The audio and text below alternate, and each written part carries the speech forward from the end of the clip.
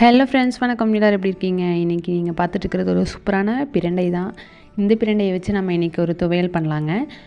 தோசைக்கெல்லாம் ரொம்ப சூப்பராக இருக்கும். பிரண்டை பார்த்திங்கன்னா வேலியோரங்களில் வந்து நிறையா பார்க்கலாங்க.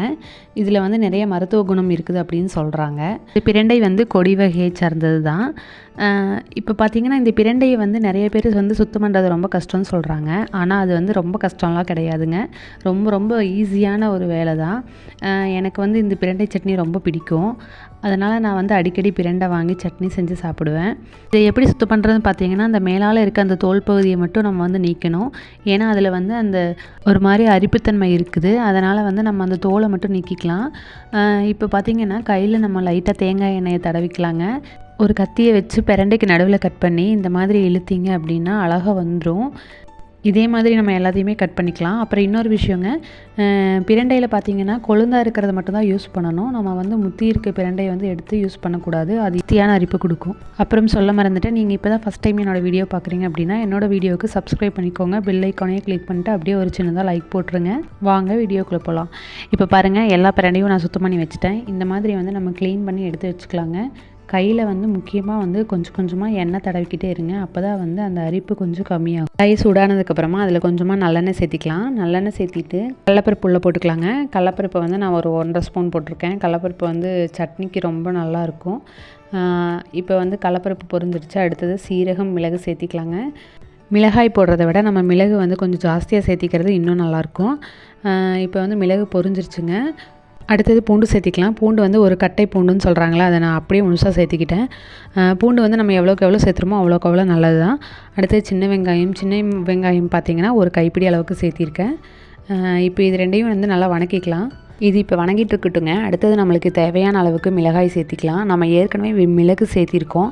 மிளகு சேர்த்திருக்கேன் அப்படிங்கிறதுனால நம்மளுக்கு எவ்வளோ அளவுக்கு காரம் தேவையோ அந்தளவுக்கு மிளகாய் சேர்த்திக்கலாம். எனக்கு வந்து ஒரு 3 மிளகாய் தேவைப்படுது. அதனால் நான் 3 மிளகாய் சேர்த்திருக்கேன். இப்போது அடுத்தது உங்களுக்கு எவ்வளோ தேவையோ அந்த அளவுக்கு வந்து புளி எடுத்துக்கலாம். நான் வந்து ஒரு சின்ன நெல்லிக்காய் சைஸ் புளி எடுத்துருக்கேங்க. நம்ம வந்து புளி வந்து சேர்த்து செய்யும்போது இந்த சட்னி வந்து கெட்டு போகாது அவ்வளோ சீக்கிரத்தில்.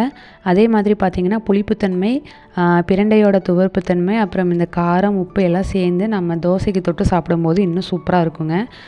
இதில் வந்து நம்ம கருவேப்பிலை சேர்த்துக்கலாம் கொஞ்சமாக. இப்போ பார்த்திங்கன்னா இது நல்லா வணக்கிடலாங்க. ஓரளவுக்கு நல்லா வணங்கிடுச்சு. இந்த புளி வந்து நம்ம முதலே சேர்த்திக்கணும்.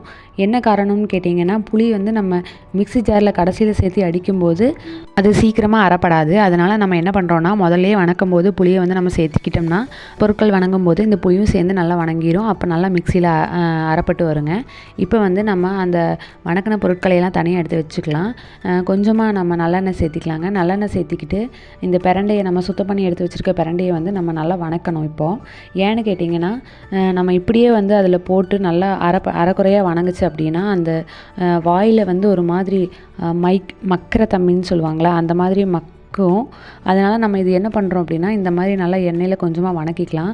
ஏன்னா இந்த மாதிரி வணக்கி தான் சாப்பிட்டாகணும், வேறு வழி இல்லை. நம்ம ஏதோ ஒரு விதத்தில் வந்து இந்த பிரண்டையோடைய நன்மைகள் வந்து நம்ம உடம்புக்கு போகுதுன்னு நம்ம நினச்சி சந்தோஷப்பட்டுக்கலாம். பாருங்கள், நம்ம வணக்க இதோட கலர் வந்து இந்த மாதிரி மாறுங்க. அந்த க்ரீன்லேருந்து கொஞ்சம் ஒரு மாதிரி பழுப்பு நிறம் வர வரைக்கும் நம்ம நல்லா வணக்கிக்கலாம். இப்போ வணக்கியாச்சு. இதுக்கப்புறமா நம்மளுக்கு தேவையான அளவு உப்பு போட்டு நம்ம இதை வந்து மிக்ஸி ஜாரில் அரைச்சிக்கலாங்க. பிரண்டையை சுத்தம் பண்ணுறதுக்கு கஷ்டப்பட்டுட்டு தயவு செஞ்சு சொல்கிறேங்க, இது யாரும் அவாய்ட் பண்ணிடாதீங்க. ஏன்னா இதில் வந்து அவ்வளோ நன்மைகள் இருக்குது. குழந்தைகளுக்கு வந்து ரொம்ப ரொம்ப நல்லதுங்க. பசியை வந்து நல்லா வந்து அதிகரிக்கும். அதனால் இதை வந்து நீங்களும் அடிக்கடி ட்ரை பண்ணி பாருங்கள். பிரண்டையுடைய கலர் மாதிரி இதனோட சுவையும் வந்து சூப்பராக இருக்குங்க. நீங்களும் ட்ரை பண்ணி பாருங்கள் எப்படி இருக்குன்னு. நான் வந்து மழைக்காலங்களில் வேலியோரங்களில் வந்து நிறைய பிரண்டை எங்கே பார்த்தாலும் நான் வந்து பறிச்சுட்டு வந்து வீட்டில் இந்த மாதிரி சட்னி செஞ்சு சாப்பிடுவேன். இட்லி, தோசை, சாப்பாடு அப்படின்னு எல்லாத்துக்குமே ரொம்ப சூப்பரான காம்பினேஷனுங்க. ஓகே ஃப்ரெண்ட்ஸ், இந்த வீடியோ உங்களுக்கு பிடிச்சிருக்கு அப்படின்னா நான் முன்னாடி சொன்ன மாதிரியே லைக்கு, ஷேர், கமெண்ட் பண்ணிடுங்க. இன்னொரு வீடியோவில் சூப்பராக பார்க்கலாம். தேங்க்யூ.